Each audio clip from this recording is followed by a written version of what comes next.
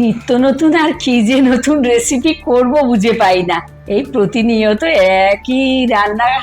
আর কত রান্না পাবে রোজ রোজ? একটা হলুদ দেবে আর একটা হলুদ দেবে না, একটা নুন নাও দিতে পারে, ভুলে গেছি।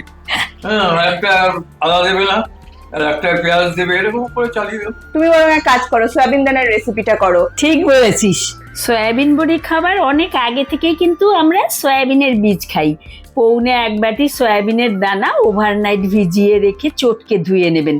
যতটা সম্ভব খোসাগুলো ফেলে দিয়ে মিক্সির বাটিতে নিয়ে কাঁচা লঙ্কা আর জল দিয়ে একটা মিহি পেস্ট তৈরি করে রাখুন।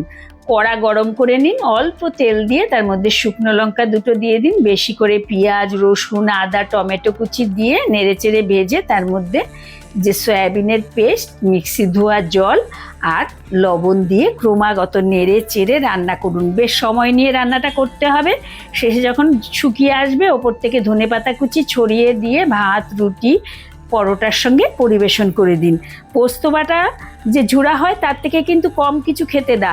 আমার তো ভীষণ ভালো লাগে আর উপকারীও খুব। একবার বানিয়েই দেখুন, খুব সুন্দর খেতে।